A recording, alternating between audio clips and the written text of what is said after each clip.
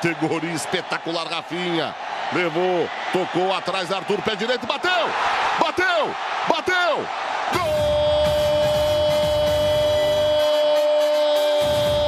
do Barcelona! É gol brasileiro, é gol de Arthur, camisa número 4.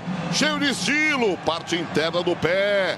Mandou a bola no ângulo do Gazzaniga. Agora 2 para o Barcelona, 0 para o Tottenham. Logo na estreia, um lindo gol do Arthur, Rodrigo Bueno. Que golaço. A gente não sabe qual vai ser o futuro do Puig, né? Você dizia, será que ele vai ser um craque, um novo Iniesta? Rapaziada, com uma vista dessa, um convidado desse, eu só não posso atrapalhar a entrevista.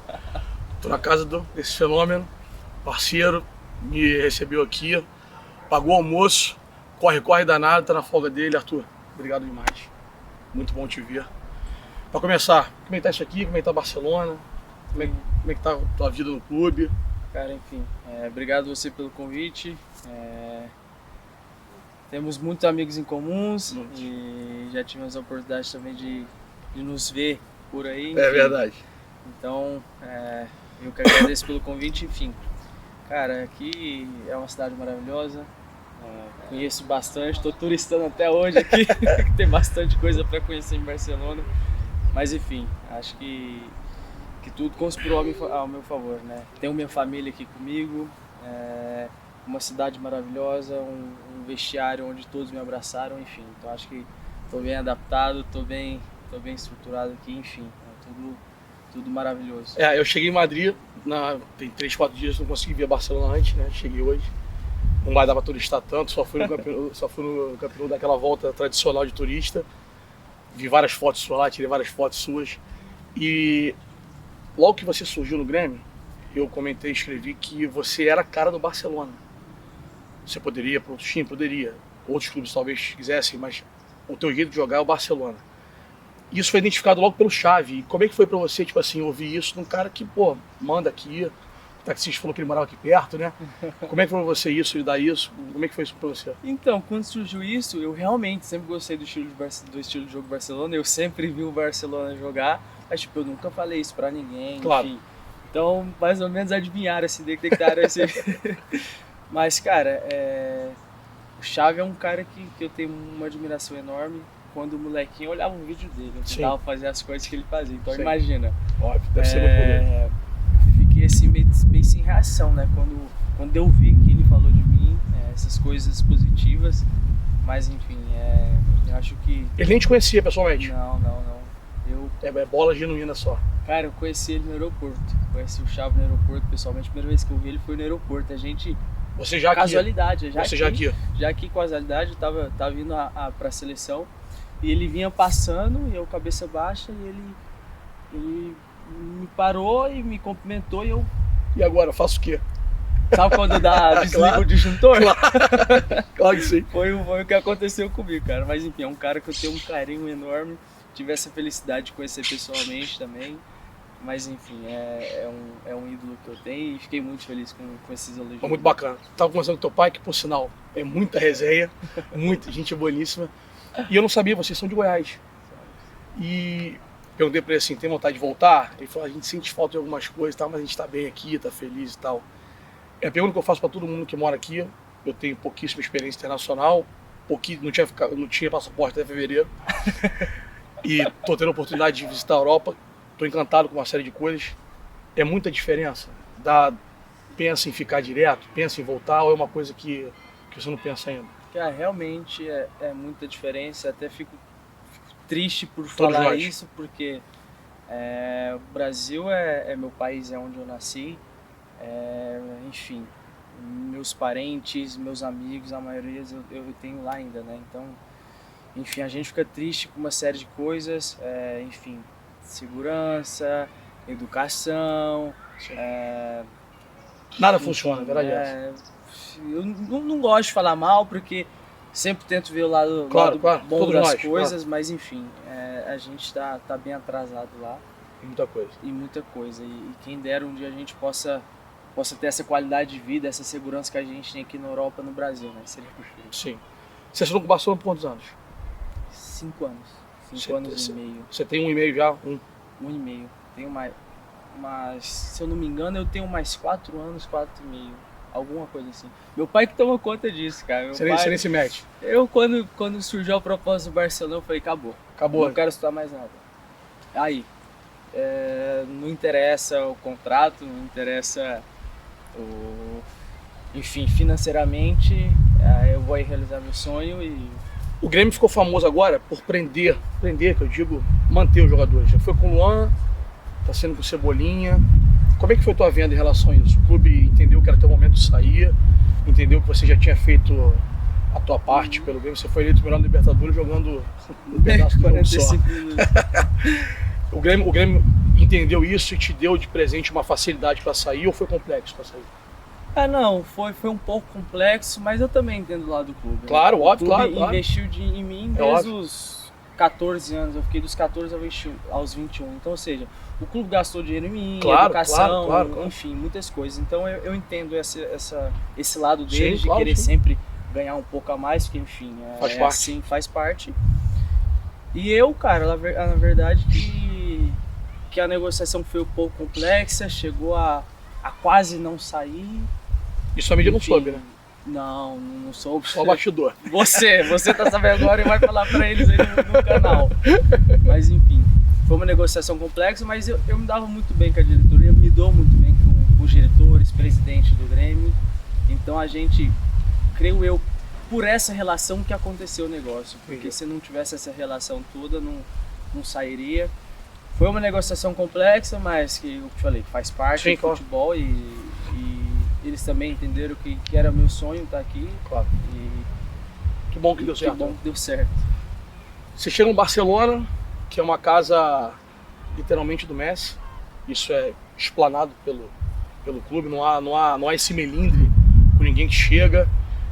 Como é que é? Eu tenho uma impressão do Messi de fora, que o Messi é um cara mais na dele, reservado, fala pouco e tal. Outras pessoas já dizem que ele é um cara solto com quem ele é próximo. Como é que é o Messi? Como é que é a atuação dele? A minha geração, sou bem mais velho que você, a gente teve Romário, que mandava em vestiário abertamente, Edmundo, Renato, que foi teu treinador. Isso era cultural no Brasil. Como é que é aqui? O Messi é mais um no dia a dia ou ele se comporta como dono do time, etc, etc? Cara, não. Até admiro ele fora do campo por isso. Ele tem tanto poder, ele tem tanta coisa, mas é um mais, entendeu? Nunca quer ser o queridinho de ninguém, nunca quer se impor essa autoridade, por mais que ele tenha essa autoridade, todos sabemos. Sim, claro. Ele não se impõe, não... Ele é reservado mesmo? É reservado, mas com quem tem mais intimidade, brinca, então é um cara excepcional que eu não tenho uma palavra para falar mal dele. Inclusive, pelo contrário, desde quando eu cheguei sempre me ajudou, até deu uma entrevista falando bem de mim, imagina, fiquei... Não, enfim, é um cara mais reservado, mas com quem ele tem mais confiança, assim, ele é solto, fala com todo mundo, o vestiário é bem tranquilo, enfim, é um cara excepcional. Imagina, como é que foi, ano passado a gente comentou lá no almoço, né? O Barcelona fez uma remontada para cima do PSG histórica, em 2016, salvo engano, e ano passado aconteceu uma coisa que ninguém esperava. E eu trabalhei com esporte, trabalho de uma outra forma, mas como é que é o vestiário de um dia trágico desse? Como é que é o vestiário? Vamos falar coisa boa depois, mas é só essa de ruim. Como é que é o vestiário? O que acontece? O que se fala depois do... Porque aquilo não é normal, vai acontecer, vai jogar 10 vezes de novo, não vai acontecer aquilo. Como é que fica o vestiário? Cara, é uma pane, né? Tipo assim, eu fui pro DOP, inclusive eu fui pro DOP, eu e o Léo. Eu e o Messi, a gente foi pro antidoping, então a gente não chegou no vestiário, a gente foi direto pra sala, porque a gente sai do campo já vai direto pra sala fazer doping. Mas enfim, nos outros dias a gente não tentava entender o que aconteceu e não sabia. Não saía nada. Tipo assim, a gente não tinha reação, a gente não sabia o que falar, porque foi uma coisa tão fora da curva, que... Não tem explicação. Que não tem explicação. É o 7-1 do Brasil. Não tem explicação, pode jogar mais... muitas vezes que... Olha, não aconteceu. Uma remontada. Um 4-0 normal acontece. um 4x0 pós 3x0 não acontece. E como foi, né? Sim. Os gols como foram, Sim. enfim, foi uma coisa incrível que a gente não tinha o que falar, cara. E doeu, isso mexeu com a gente. Não pensa que a gente esqueceu, porque não esqueceu. Isso marca. É difícil de engolir, é difícil até de falar sobre isso, porque, cara, é uma Champions League, né? É óbvio, e tava perto, né? Era quartos, né? Não, era semifinal. Era semifinal, desculpa. Se passa... Era um jogo só pra acabar. Enfim, né? E a gente, lutou tanto pra chegar lá e tava tão perto, né? Sim. E aconteceu o que aconteceu, mas enfim. Faz parte da bola. Faz parte. Eu falei com o Rodrigo ontem, entrevistei o Rodrigo do Real ontem, que são rivais históricos e mundiais, e eu fiz uma pergunta a ele, que eu quero repetir para você. Eu falei assim, Rodrigo, qual é a ordem no Madrid? É a Champions? É o espanhol que não ganha muito tempo? O que é a ordem? Ele falou assim, Edu, a ordem é ganhar tudo. Deixa eu fazer uma pergunta, qual é a ordem no Barcelona? Eu vou te falar, acho que esse time, esse patamar de time que são esses dois gigantes, né? Não tem dúvida, um dos maiores do mundo. Sim. Cara, é tudo que não competir tem empate, você tem que ganhar. Não tem empate, se você perde um jogo, o clima já fica meio tenso, enfim. Tem que ganhar, cara. Tem que ganhar. A torcida nos cobra isso, a gente nos cobra também essa vitória constante. Sim. Enfim, eu vou na linha dele, cara. Não tem outra opção, não tem outra escolha. A gente viu no Brasil hoje 2 caras fora do Brasil tomando conta do ano, né? O São Paulo, por mais que não tivesse ganho, ficou entendido claramente que o Santos não tem uma equipe tão de ponta quanto tem o Flamengo, Palmeiras, talvez o Grêmio. E o Jorge Jesus fez história no Flamengo, ganhando Libertadores e Brasileiro de uma forma muito larga, logo depois do Renato Gaúcho ter feito história no Grêmio. Você veio de uma escola vencedora, você sai campeão da Libertadores, você sai ganhando tudo, o Renato cogitado para assumir logo após a Copa de 2022, quando o Tite vier a sair e tal. Existe uma diferença grande, Arthur. Isso é uma coisa que me aflige, eu escrevo sobre isso sempre, mas a opinião é sempre de fora, vendo o jogo e tal, para você. Existe uma diferença muito grande de trabalho, de comportamento, de visão do técnico, da comissão técnica, né, para com os atletas. O Brasil está atrasado mesmo. Então, cara, na minha opinião, eu acho que os técnicos brasileiros evoluíram muito, tá? Sim. Eu acho que evoluíram muito, eu acho que só tem a agregar São Paulo e Jesus aí no Brasil também, porque estão fazendo um trabalho incrível. Eu acompanho aqui de casa. Mas enfim, cara, algumas coisas sim, estamos na frente. Vou te falar, até a mentalidade do jogador europeu às vezes é diferente. A gente vê várias vezes jogador brasileiro que... O exemplo do Gerson que falamos no almoço, por exemplo. Era um cara que saiu do Brasil um pouco mais blasé, um meia clássico, voltou completamente diferente. E a gente vê isso sempre. Jogador do Brasil que sai, vocês são muito bem, continuam muito bem, ponto. A gente vê jogadores do Brasil que saem de uma forma meio desleixada e crescem, evoluem taticamente, com comportamento. Isso é meio que... é fruto do meio, né? Então, eu acho que é a mentalidade, cara. Eu acho que o jogador europeu, enfim, é uma mentalidade diferente da brasileira. A brasileira, enfim, não vou cobrir ali não, na próxima Nessa eu não vou não. Essa não vai sair gol não. Aí é onde acontece. Enfim, então essas coisinhas, óbvio. Também técnicos, enfim, tem, claro, sempre a melhorar, mas acho que a mentalidade do jogador brasileiro também tem tudo a ver. Essa relação, o Brasil tá atrasado. Não tá tanto atrasado assim. Óbvio, em alguns aspectos sim, a Europa sim tá na frente, mas em outros não. Mas a culpa também não é só dos treinadores. A culpa é nossa, dos atletas também, que às vezes não estão com a mentalidade, com a cabeça tão boa para exercer aquilo que a gente... o Felipe, quando eu vim para cá, na seleção, fiquei, enfim, amigo, compartilhei vestiário com esses caras, Felipe Luiz, enfim, Thiago Silva, esses caras são uns monstros. Taticamente, absurdo. Cara, absurdo, é um nível muito acima. O Felipe Luiz no Brasil e na seleção também, você raramente vê ele correndo, mas não é por preguiça não, é por saber se posicionar.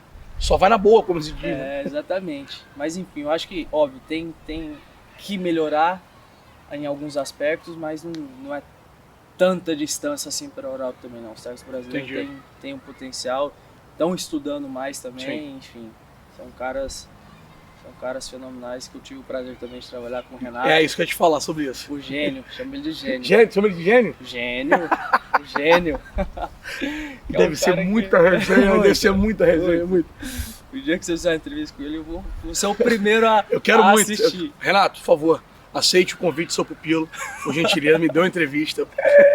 Pode ser em Ipanema, pode ser na Barra, onde você quiser. Esse cara é um fenômeno, Que inclusive me ajudou muito e foi um cara essencial nessa extensão minha. Foi um cara que Sim, me ajudou, que sim, inclusive chamo de pai nato, porque foi um pai pra mim. Foi um pai pra mim, então só tenho coisas boas a falar sobre ele e me ajudou muito. Essa fase, você falou do Renato, me lembrou de uma coisa. Essa fase, a gente cansou de ver você então, muito mais do que eu, fenômenos até 17, 18 anos, moleques que jogavam muito fora da curva, e que em um ano você vê que nem no grande time grande está. Essa passagem, qual foi a maior dificuldade de passar de promessa, de base, porque a gente vê, por exemplo, eu tenho amigos que foram campeões de seleção sub-20, sub-17 e não chegaram. E você deve ter visto outros tantos mais do que eu. Qual é a dificuldade? Você fala assim, vai para jogo amanhã, vai treinar profissional. O que muda? Qual é a chave? O que passa? Então, cara, eu acho que o mais difícil que eu passei foi a ansiedade. Eu queria jogar, eu não me conformava de não ir pro jogo, não me conformava de não jogar. Mesmo moleque? Moleque, com 18 anos, beleza, você tá na base arrebentando, mas profissional é outro esporte. É outro esporte. É isso aí. Base profissional é outro esporte, é óbvio.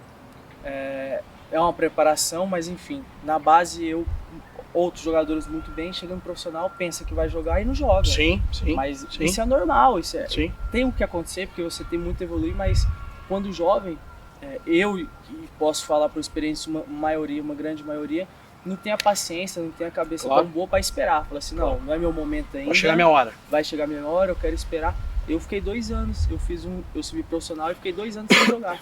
Eu fiz um jogo, primeiro do campeonato. Você treinava em cima e descia pra jogar nos juniores? Exatamente. Cara, deve ser uma agonia absurda. E isso, tipo assim, óbvio, seu sonho tá ali, é só você pegar, tá muito perto. E você quer realizar esse sonho logo, e a ansiedade é uma coisa que atrapalha muito. E é aí que eu falo de jogador experiente, Jeromel, que trabalhou fora, Maicon, que falava, parceiro demais. Espera, seu momento vai chegar, espera. E eu não tinha aquela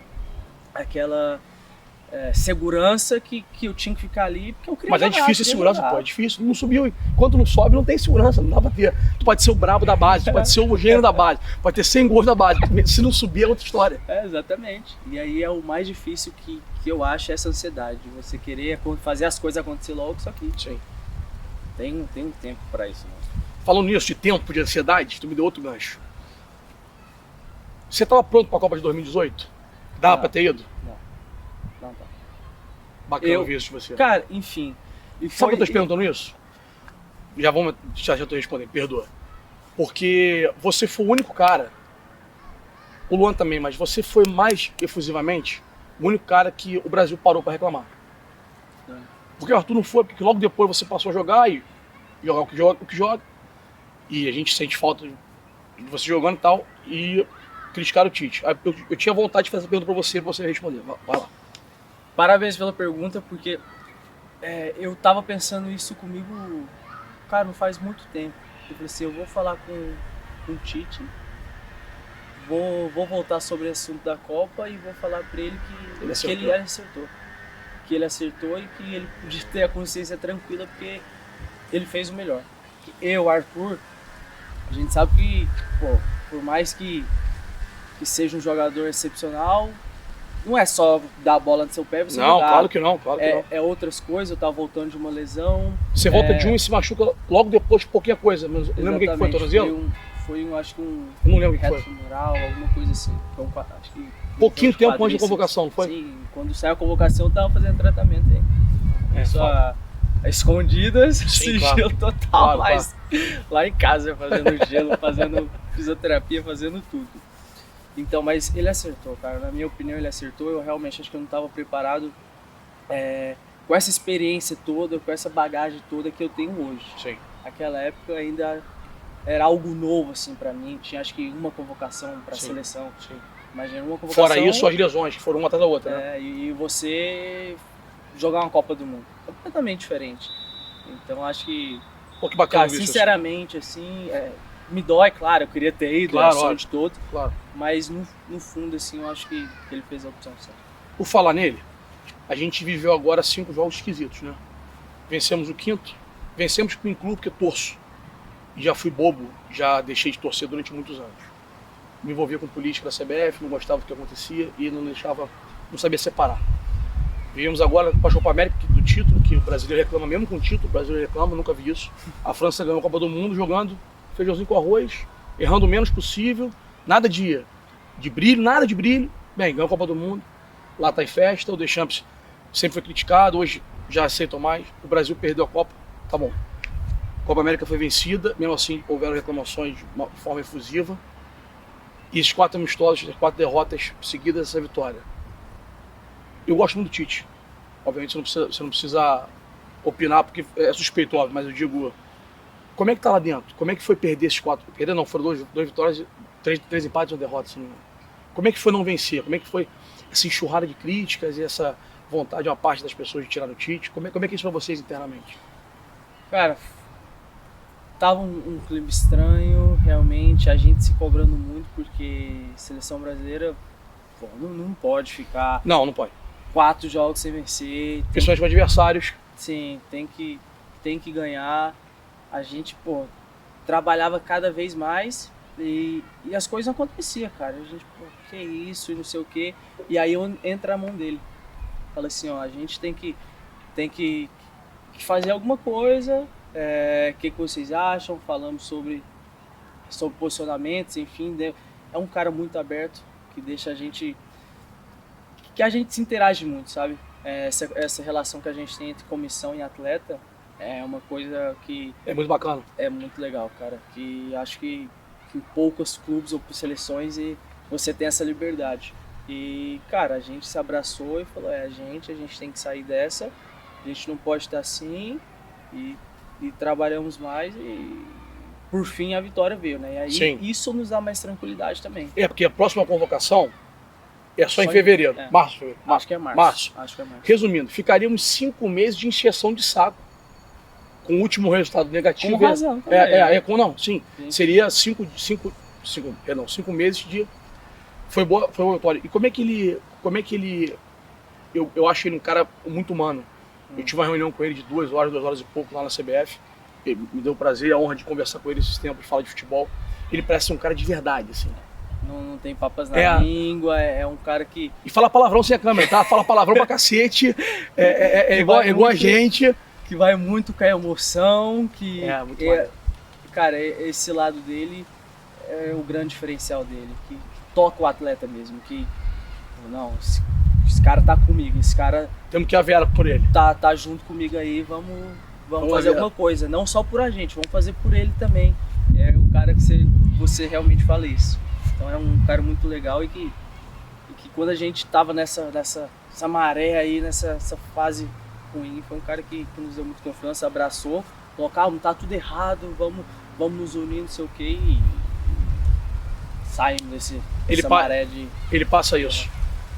Você acha que o Brasil chega forte agora para março? Começa a eliminatória, jogos em altitude absurda, em campos ruins, tive agora na final da Libertadores, cara, coisa de maluco aquilo lá. Bem, você acha que o Brasil está pronto para isso? Você acha que é cobrado do Tite uma renovação? O que você acha sobre a partir de março, essa eliminatória? Como é que você viu o grupo com isso? Não, cara, acho que é um grupo bem sólido, né? Acho que teve essa fase de fazer várias avaliações, vários atletas tendo a primeira oportunidade, dando oportunidade para muita gente. E, óbvio, teve uma renovação e ele precisa olhar o máximo de atleta possível para dar oportunidade para todos também, que ele acha que merece. Sim.